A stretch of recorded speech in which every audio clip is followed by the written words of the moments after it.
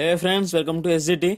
हमने previous lecture में पढ़ा था एरे के बारे में। बेसिकली 1D एरे के बारे में हमने पढ़ा था 1D एरे को जावा में कैसे इंप्लीमेंट करते हैं, कैसे यूज करते हैं। और 1D एरे में वेरियस ऑपरेशंस के बारे में डिस्कस करा था कि हम 1D एरे को बेसिकली जावा की प्रोग्राम में क्यों यूज करते हैं। तो आज का जो टॉपिक है हमारा वो है 2D एरे, यानी कि 2 डायमेंशनल एरे। तो चलिए आज की वीडियो शुरू करते हैं।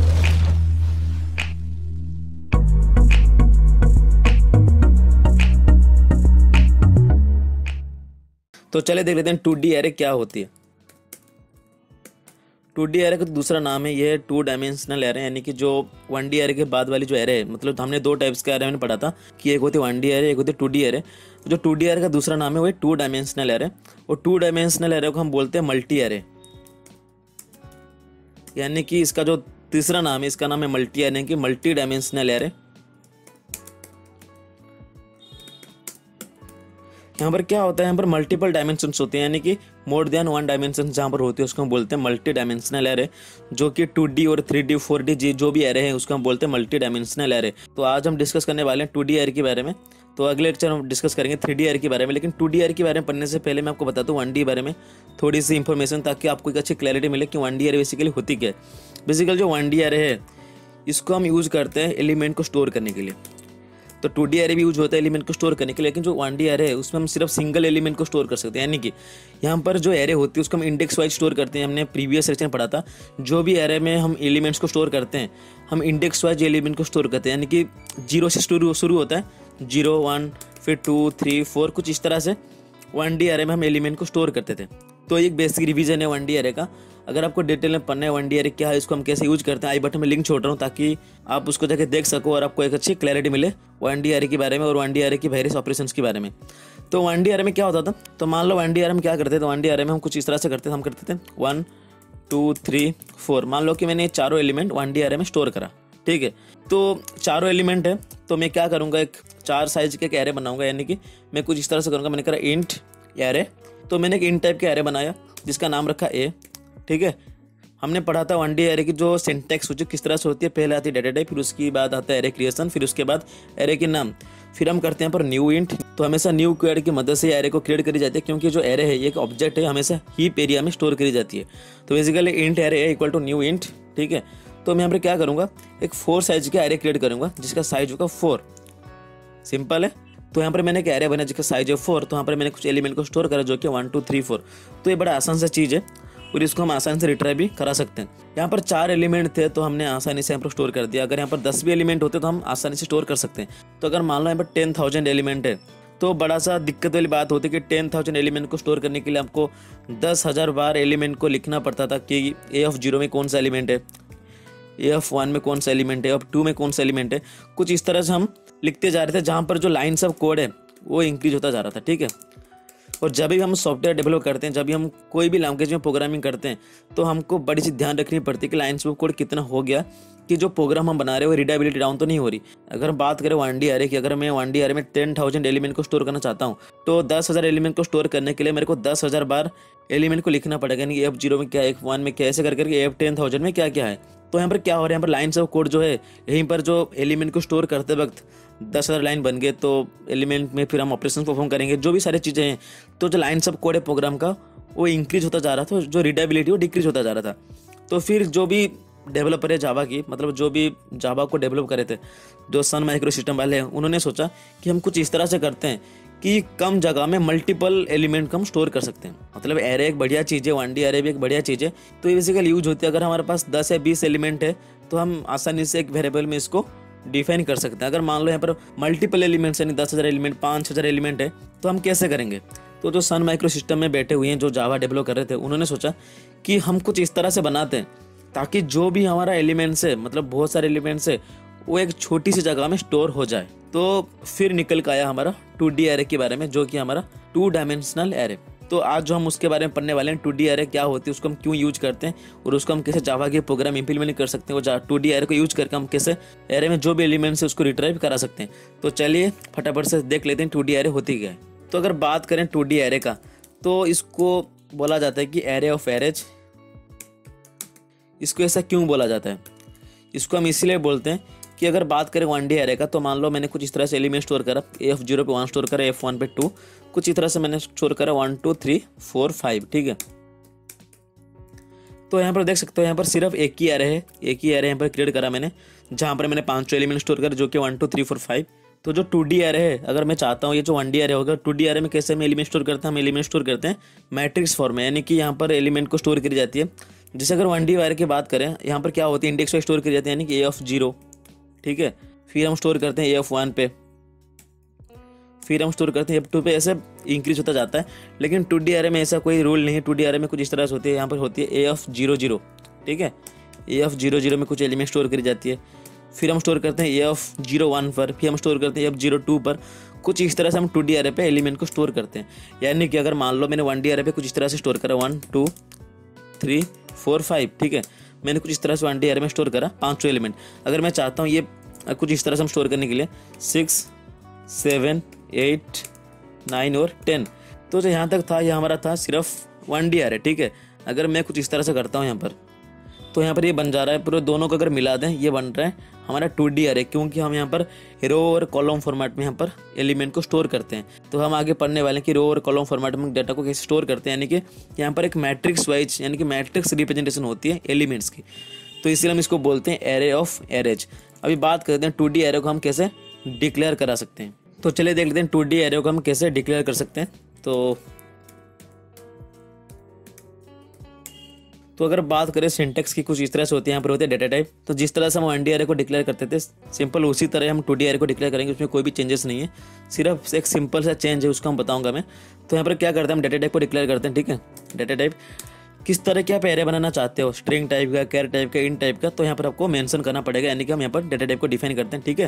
डेटा टाइप के बाद हम एरे क्रिएट करते हैं। जैसे हम 1D की बात करें, अगर 1D पे यहाँ पर एरे क्रिएट करी जाती थी, एक ही एरे सिर्फ सिंगल डायमेंशन था, तो सिर्फ सिंगल एलिमेंट को स्टोर करने के लिए हम एक सिंगल बॉक्स क्रिएट करते थे, यानी कि एक सिंगल एरे क्रिएट करते थे। लेकिन यहाँ पर हम दो एलिमेंट को एट ए टाइम स्टोर करेंगे, यानी कि 2 डायमेंशन में हम एलिमेंट को स्टोर करेंगे। तो हम कुछ इस तरह से एरे क्रिएट करेंगे। तो मैंने कुछ इस तरह से करा, मैंने करा, तो कुछ इस तरह से यहाँ पर एरे क्रिएट हो चुके हैं।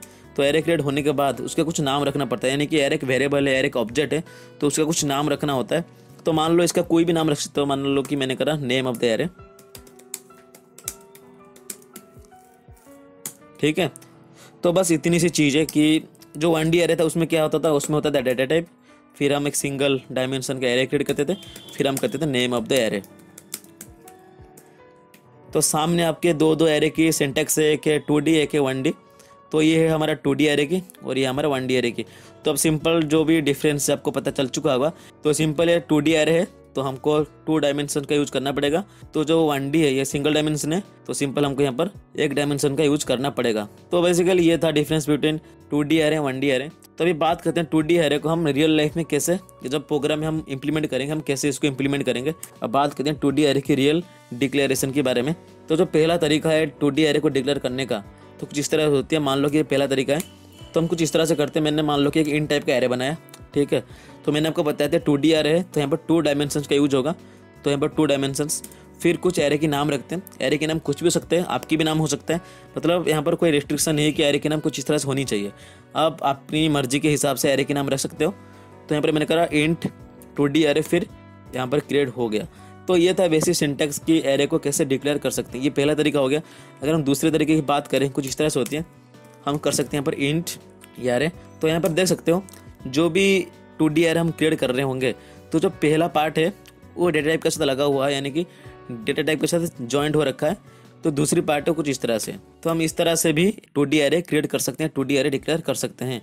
तो ये दूसरा तरीका था। अगर तीसरे तरीके की बात करें, कुछ इस तरह से होती है इंट, ठीक है। फिर उसके बाद हम एरे के नाम रखते हैं, फिर उसके बाद हम एरे को क्रिएट करते हैं। तो कुछ इस तरह से हो सकती है। तो जो चौथा तरीका है वो हमारा कुछ इस तरह से होती है इंट, ठीक है। फिर हम क्रिएट करते हैं एरे, फिर मैंने एरे के नाम रखा, फिर मैंने एक एरे क्रिएट करा। तो ये भी वैलिड है, इसमें कोई दिक्कत वाली बात है नहीं। तो ये थे इन चारों तरीके से हम एरे को डिक्लेयर कर सकते हैं। जो कि हमारा 2D एरे है, इन चारों तरीके से हम 2D एरे को डिक्लेयर कर सकते हैं। लेकिन जो रिकमेंडेड है वो ये वाला रिकमेंडेड है। ये इसलिए रिकमेंडेड है क्योंकि अगर हम कोई भी चीज़ें क्रिएट कर रहे हैं, ठीक है। अगर मान लो दुनिया में कोई एक नई चीज़ आने वाली है, वो पहले आता है, फिर उसके बाद उसकी नामकरण होती है।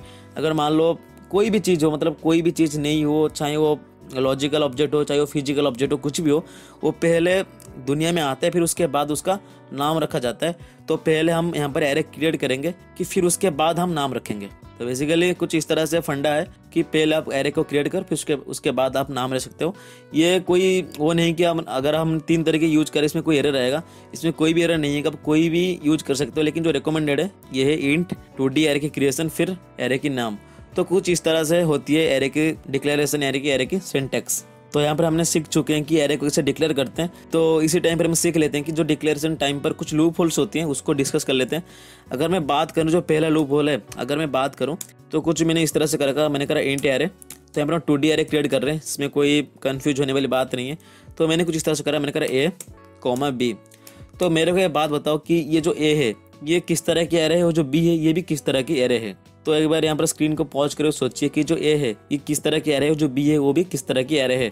अगर बात करें A की तो हमारा जो A है ये भी 2D एरे है। कैसे मैं बताऊंगा अभी। ये A जो है ये हमारा 2D एरे है और जो B है ये भी हमारा 2D एरे है। यानी कि यहाँ पर जो A और B दोनों ही 2 डायमेंशनल एरे है। तो ये दोनों कैसे 2D एरे हो रखे हैं। अगर मान लेते हैं जो इंट एरे है, ठीक है, तो यहाँ पर इंट एरे क्या है, इंट किस तरह की एरे, इंट है 2D एरे, ठीक है। तो यहाँ पर एरे की बात कितने भी एलिमेंट्स हो उन एलिमेंट को 2D एरे माना जाएगा। अगर मान लो A, B, C कर लेते हैं तो यहाँ पर C को भी 2D एरे माना जाएगा। तो एक रूल है जावा की तरफ से कि एरे की बात कितने भी एलिमेंट्स हो, कितने भी वेरिएबल्स हो, उसको हम एरे ही मानेंगे। तो यहाँ पर 2D एरे था तो A और B, C, D कुछ भी एलिमेंट हो एरे की बात उसको हम एरे ही मानेंगे। तो बेसिकली ये भी हमारा 2D एरे है। तो ठीक है, यहाँ पर A, B, C n number से एलिमेंट ले आओ, n नंबर से वेरिएबल्स ले आओ, उसको हम एरे ही मानेंगे। ये जावा की एक रूल है। अगर हम दूसरी लूप होल की बात करें तो दूसरी लूप होल है हमारा, अगर मैं मान लो कि मैंने कुछ इस तरह से करा, मैंने करा इंट, ठीक है, मैंने करा इंट एरे और मैंने यहाँ पर एरे की नाम रखा A, ठीक है। फिर मैंने क्रिएट करा एक एरे, फिर हमारे कॉमा, फिर B। मेरे को एक बात बताओ जो A है ये किस तरह की एरे है, जो B है ये भी किस तरह की एरे है। आई होप आपको पता चल चुका होगा। जो A है हमारा 2D एरे, ठीक है। ये क्यों है अभी डिस्कस करेंगे। A हमारा 2D एरे, वो जो B है हमारा 1D एरे। क्यों है, अगर हम बात करें A की तो यहाँ पर देख सकते हो जो A है ये 2 एरे को पॉइंट आउट कर रहे हैं। यानी कि जो पहला एरे है ये भी A को पॉइंट आउट कर रहा है, जो दूसरा एरे A के बाद ये भी A को पॉइंट आउट कर रहा है। यानी कि A के पास 2 डायमेंशन है, तो हम कह सकते हैं ये एक 2D एरे है। अगर हम बात करें B की तो B को सिर्फ एक की एरे पॉइंट आउट कर रहा है जो कि हमारा ये वाला एरे, ठीक है। ये सिर्फ B को ही पॉइंट आउट कर रहे हैं। मैं बता दूं ये जो एरे है ये B को पॉइंट आउट नहीं कर रहा। अगर हम वेरिएबल की बात कोई भी एरे को डिक्लेयर करते हैं वो सिर्फ उसी वेरिएबल को पॉइंट आउट करते हैं। यानी कि हम A के बाद एरे को डिक्लेयर करा था तो सिर्फ वो A को ही पॉइंट आउट करेगा, B को पॉइंट आउट नहीं करेगा। तो सिंपली जो B है वो सिर्फ उसको एक ही एरे को पॉइंट आउट कर रहा है। तो सिर्फ जो B है हमारा वो है 1D एरे। तो आई होप आपको क्लियर हो चुका होगा कि यहाँ पर A कौन सा एरे और B किस तरह की एरे है। अगर हम तीसरी लूप होल की बात करें तो मान लो मैंने कुछ इस तरह से करा, मैंने करा इंट एरे। तो मैंने इंट टाइप का एरे क्रिएट करा, उसका नाम रखा, फिर मैंने एक एरे क्रिएट करा। यानी कि जो A है ये 2D एरे हो चुका है। फिर मैंने यहाँ पर कॉमा, फिर मैंने कुछ इस तरह करा, मैंने करा B की एरे। तो मेरे को एक बात बताओ यहाँ पर जो एरे है वो जो A है और B है, A किस तरह की एरे है और जो B है वो किस तरह की एरे है। आई होप आपको पता चल चुका होगा। जो A है ये हमारा 2D एरे है कि सिंपल है, हमने वही वाला एग्जांपल यहाँ पर डिस्कस करा था। इंट एरे फिर A फिर एरे, वही वाला चीज़ बिल्कुल यहीं पर भी लिखा हुआ है। तो आई होप आपको कोई कन्फ्यूजन नहीं होना चाहिए। तो यहाँ पर मैंने करा A = 2D एरे। जो B है B भी हमारा 2D एरे है। क्यों है अभी डिस्कस करते हैं। तो यहाँ पर देख सकते हो जो A है उसको 2 डायमेंशंस पॉइंट आउट कर रहे हैं। यानी कि पहला तो ये हो गया और दूसरा ये हो गया। तो हम सिंपल भाषा में कह सकते हैं जो A होगा वो 2D एरे होगा ही होगा। लेकिन अगर B की बात करें तो यहाँ पर जो B है उसको पहला डायमेंशन तो ये पॉइंट आउट कर रहा है, दूसरा है हमारा ये पॉइंट आउट कर रहा है। तो B भी हमारा 2D एरे है। तो सिंपल है। तो जो चौथा लूप होल है हमारा, जो फोर्थ लूप होल है, तो उसके बारे में डिस्कस कर लेते हैं। अगर मान लो मैंने कुछ इस तरह से करा, मैंने करा इंट टाइप के एरे बनाया मैंने, ठीक है, मैंने एक 2D एरे बना दिया। तो फिर मैंने उसका नाम रखा इंट 2D एरे, फिर उसका नाम A, ठीक है। फिर मैंने यहाँ पर करा B, फिर B का ही मैंने एक एरे क्रिएट करा। तो मेरे को एक बात बताओ, ये जो A है ये किस तरह की एरे है और B जो है वो किस तरह की एरे है। अगर हम बात करें A की, A हमारे 2D एरे। तो यहाँ पर साफ साफ दिख रहा है कि जो A है उसको 2 डायमेंशंस पॉइंट आउट कर रहे हैं। यानी कि जो पहला ये और दूसरा ये। तो हम कह सकते हैं जो A है 2D एरे है। अगर हम B की बात करें, B यहाँ पर 3D एरे है। क्यों है, यहाँ पर साफ साफ दिख रहा है आपका जो B है, B को तीनों डायमेंशंस पॉइंट आउट कर रहे हैं। यानी कि ये जो B है यहाँ पर इसको ये 2 पॉइंट आउट करें 2D एरे हो गया, और बी का भी खुद के पास एक एरे है, ये 2 हो गए और ये हो गए 1, तो हो गए 3D एरे। तो 3D एरे के बारे में हमने पढ़ा नहीं, आगे वाले लेक्चर में पढ़ेंगे 3D एरे क्या होती है। तो बेसिकली आपको पता चल चुका है 3D एरे हम किसको बोलते हैं, लेकिन यहाँ पर देख सकते हो बी के पास एक ही एरे है ही पहले से, और ये 2 उसको पॉइंट आउट कर रहे हैं, तो हम कह सकते हैं बी जो है हमारा 3D एरे है। जो 5वां लूप होल है उसके बारे में देख लेते हैं। अगर मान लो मैंने जिस तरह से करा, मैंने करा इंट 2D एरे, ठीक है, 2D एरे मैंने क्रिएट करा जिसका नाम रखा मैंने ए, इंट 2D एरे ए। फिर हम करते हैं एक एरे क्रिएट, फिर हम यहाँ पर करा मैंने बी। तो यहाँ पर एक बात बताओ, ये जो ए है किस तरह की एरे है और जो बी है ये भी किस तरह की एरे है। तो यहाँ पर सिंपल भाषा में बता, जो साफ साफ दिख रहा है, जो ए हमारा 2D एरे है, तो सिंपल लिख दिया ए इक्वल टू 2D एरे, ठीक है। तो अगर हम बी के पास आए तो यहाँ पर हमको एरर ही प्रोवाइड करेगा। क्यों करेगा? एरर इसलिए प्रोवाइड करेगा क्योंकि यहाँ पर देख सकते हो, जो पहले अगर बी के पास जा रहे हैं हम, बी को अगर वेरिएबल की पहले से कोई एरे रखा है, मतलब अगर दूसरी वेरिएबल की पहले से कोई एरे को हम क्रिएट करें तो यहाँ पर ये कंपाइल टाइम एरर ही प्रोवाइड करेगा। तो सिंपल ये कंपाइल टाइम एरर प्रोवाइड ही करेगा। अगर मान लो मैंने कुछ इस तरह से करता, मैंने करता यहाँ पर बी टाइप का एरे मैंने कुछ तरह से बना बी एरे, तो यहाँ पर कोई दिक्कत वाली बात नहीं था। अगर मान लो हम बी के लेफ्ट साइड से उसके एरे बना रहे हैं तो ये कंपाइल टाइम एरर ही प्रोवाइड करेगा। तो ये एक रूल था जावा के प्रोग्राम में कि हम एरे को किस तरह से डिक्लेयर कर सकते हैं, क्या क्या लूप होल्स हो सकते हैं। तो ये था एक ओवरव्यू 2D एरे के बारे में। बेसिकली हम 2D एरे को क्यों यूज करते हैं जावा के प्रोग्राम में, उसका यूज क्या, उसके बेनिफिट्स क्या है। उसका बेनिफिट्स ये है कि यहाँ पर मेमोरी यूटिलाइजेशन अच्छी होती है, क्योंकि यहाँ पर हम कम जगह पे ज़्यादातर एलिमेंट को स्टोर कर सकते हैं। तो इसलिए हम 2D एरे को ज़्यादा प्रीफर करते हैं rather than 1D array.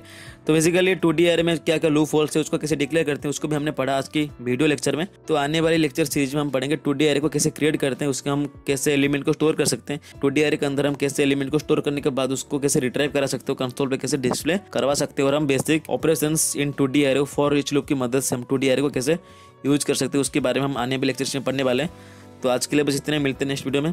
Thanks for watching, have a good day.